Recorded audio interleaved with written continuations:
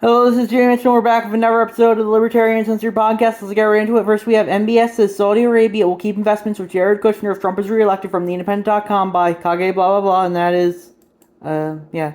I personally would think, if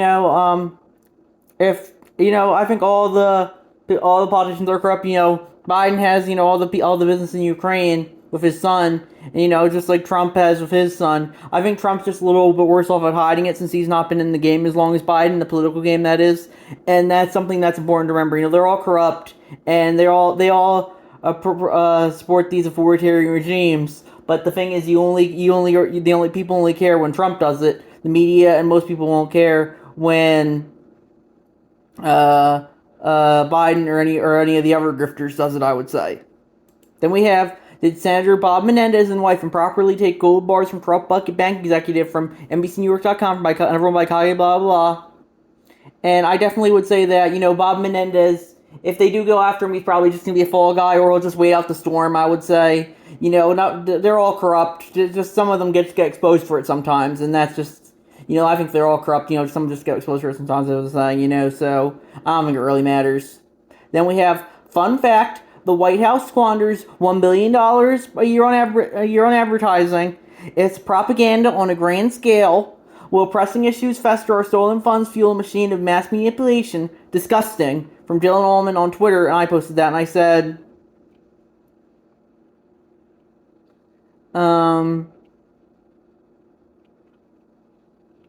okay, so let's see. That was always down. Not surprising, the government media complex has shown that it values narrative control above all else.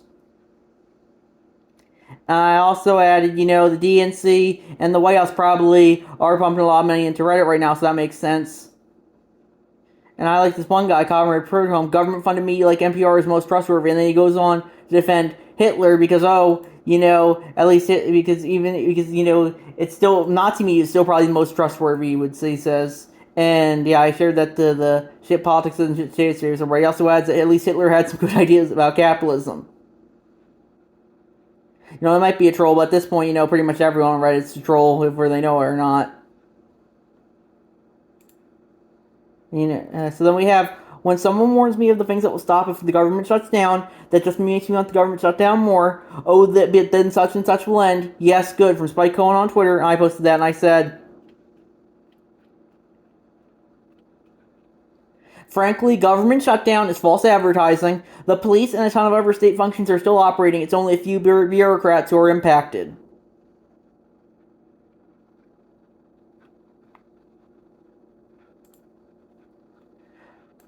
Then we have, what emotion am I supposed to feel here? The dudes beating these people and robbing these stores or punishing them for voting the way this way. Should I feel bad for someone who begs to allow themselves to be mercilessly beaten from Tim Pool on Twitter? I posted that. Was his response to a Seattle shop owner getting beaten up in his store robbed, and I said, really illustrates the importance of the Second Amendment, and when you vote for gun grabbers, this is what you get. Then we have, this is actually very common in the 2016 election, for instance, 13 congressional candidates spent over $1 million running against no one. It's one reason you have to take those stats about the cost of the campaigns with a grain of salt. From J.C. McCullough on Twitter, and I posted that, and that was his response to, a tweet about how Amy Klobuchar spent all this money campaigning in the 2002 Hennepin County attorney race, and she had no one she was running against. And I said, if there's one thing to count on politicians on above all else, it's that they will throw money around whenever possible. Then we have, Trump demands Republicans shut down government to defund his criminal prosecutions from NBCNews.com by Kage blah blah.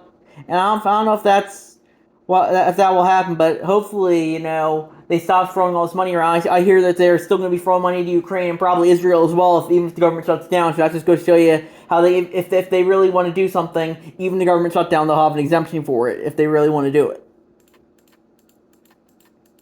Then we have, will Trump be convicted and sentenced to prison by Bob W. McGrath? I'm not asking what you think should happen. I'm asking for your honest predictions about whether or not Donald will don an orange jumpsuit.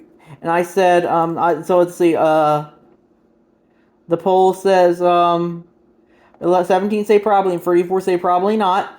And I said, Almost certainly not. The worst they will give him is house arrest, like they did for Bannon. He would probably still be able to golf as long as it was on his own property. Trump, like the rest of the elites, is never going to be held accountable. If he remotely is, it's probably just going to be theater.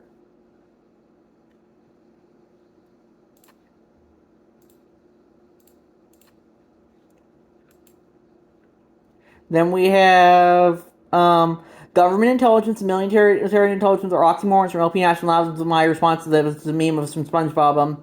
Let's see. So we have U.S. citizens are SpongeBob, U.S. government dispatchers, you're not responsible enough to own an Area 15, and he drags wagon behind him for each nuclear weapons lost since 1950.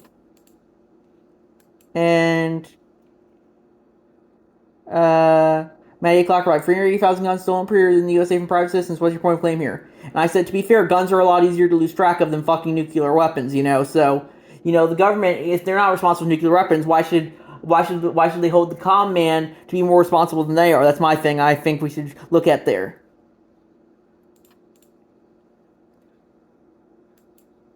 Then we have can't make this up. If the government shuts down, U.S. citizens won't get paid, but Ukrainians sure still will. From Seger and Jetty on Twitter, and I posted that, and I said, just go show you how deep the grift runs.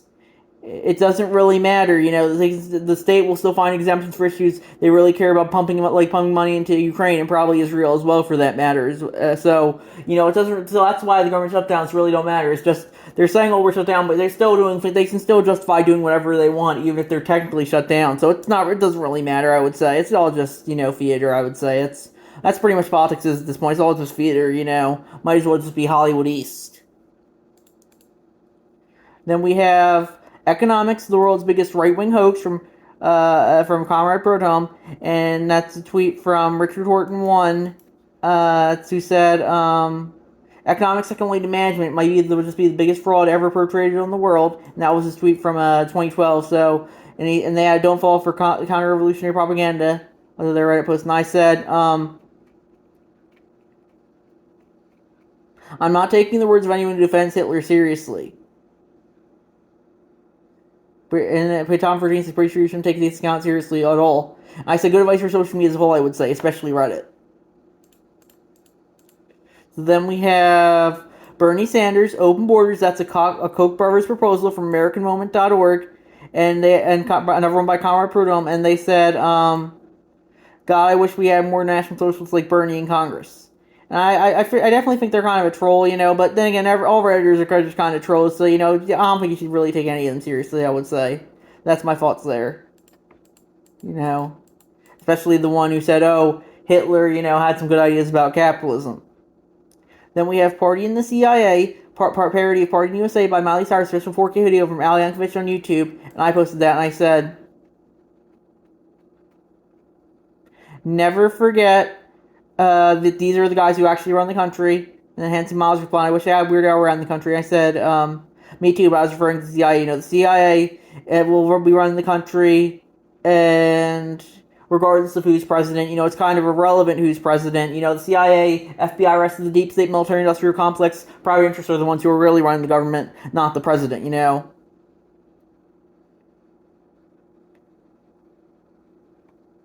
So yeah. Then we have the politicians should be the first ones on the front lines from LPPA on Twitter, and I posted that, and I said, I don't care for the authoritarian Caesars and kings of the past, but at least were usually going into the battles as well, unlike the politicians of today. And Leggy UX responded with a few paragraphs, and I said, I'm hearing it's okay for politicians to spend people to die in endless wars because it's their job to. Fuck that, how do you think they would like it? Then we have, what kind of democracy has no election? Senator Rand Paul, so why are we sending the money at all, from LP Lehigh County on Twitter, and I posted that, and I said,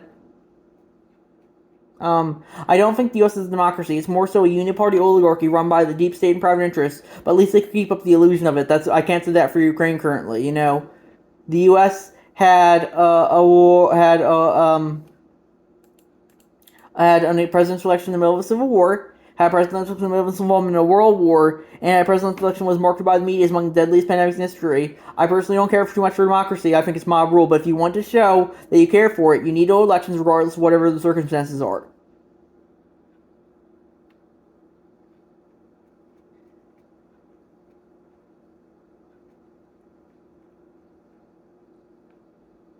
And some people call me the Trump supporter for that, but I'm saying I'm neither. Trump has shown that he will let CIA, FBI, military, industrial complex, etc. continue to do the exact same shit that his predecessors and successor have. He's just like the rest of them.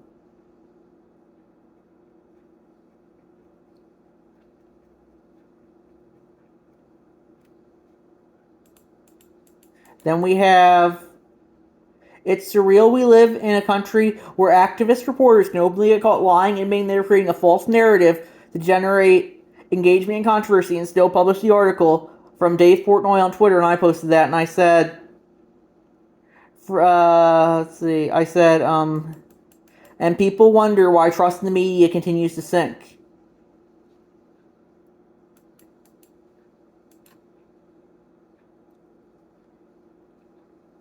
And another problem is that big government and big media seem to be intertwined. Look how many people jump between them, like Jen Psaki, and also how they might be using Twitter file style manipulations behind the scenes.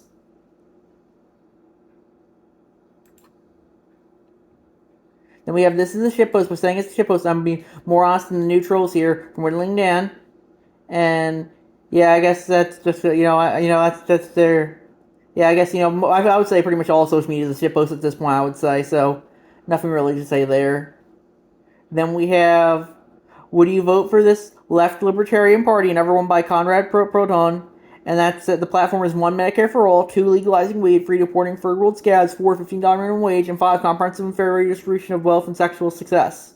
So I would probably not vote for that, but it depends.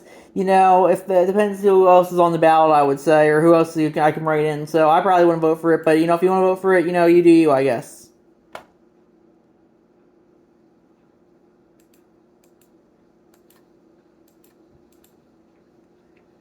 So then we have, Russian state media loves Tucker Carlson almost as much as American conservatives, from BBC.com by Clorox, and I think the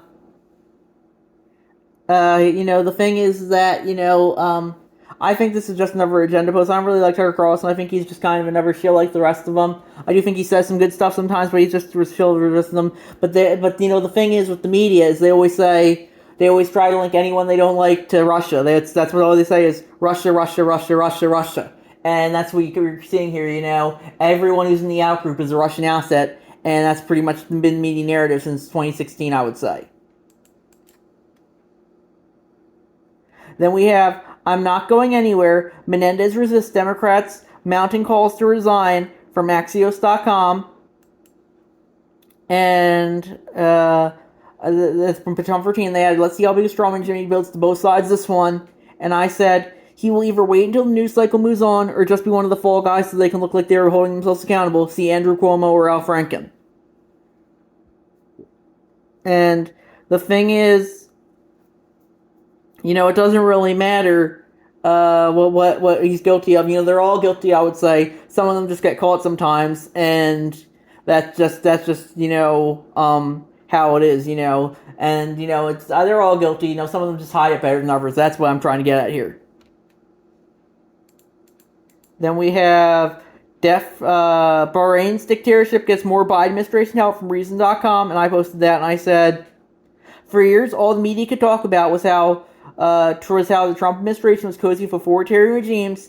Now the Biden administration does it, and most people don't care. If he pulled an Eric Johnson, they suddenly would know, and that's a reference to Dallas Mayor Eric Johnson, who switched parties from Dem to GOP yesterday. If Biden said, I'm joining the GOP, suddenly the media would care about this. But no, he has the right to lyrics his name, so they don't care about it. And, yeah, that's important to remember, they don't care since he has the right lyrics his name. Kids will still be in cages, and they don't care, but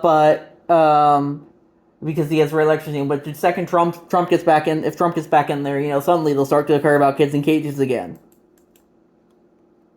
Then we have short interview with a U.S. auto worker on strike from blackrosefeed.org, and that's another one by Chi-Town28 across the Libertarian Socialism subreddit.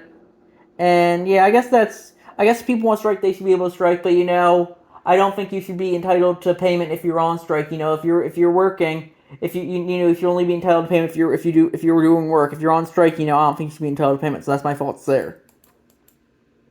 Then we have Death Toll hits 11,300 in right-wing libertarian utopia as Libyan city destroyed by floods from NBCnews.com. Another crosspost from the Libertarian Socialism subreddit. Yeah,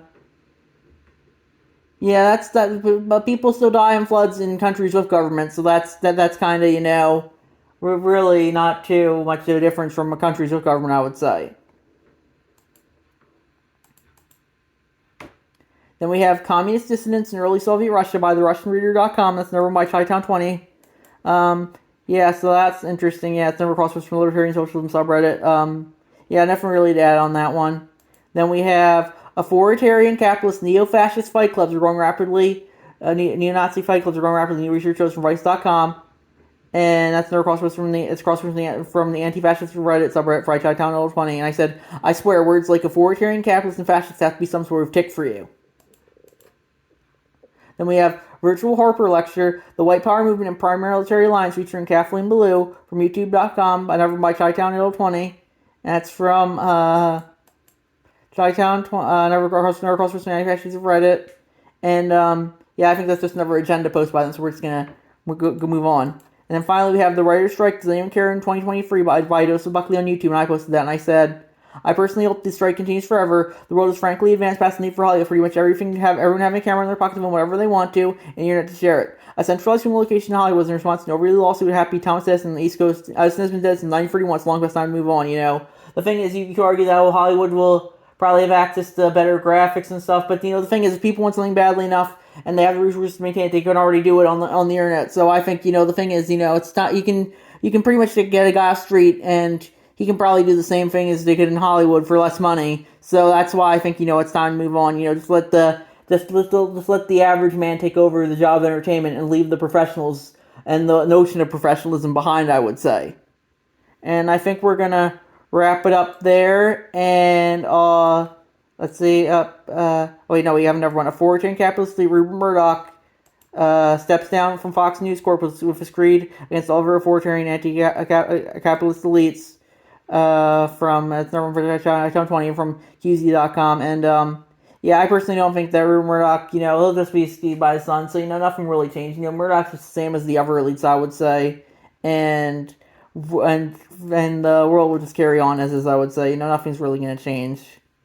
That's life for you. Nothing really ever changes, except some names sometimes, but the general rhetoric is always still the same, I will say. So I think we're gonna wrap up there. I'll see you guys next episode. Bye.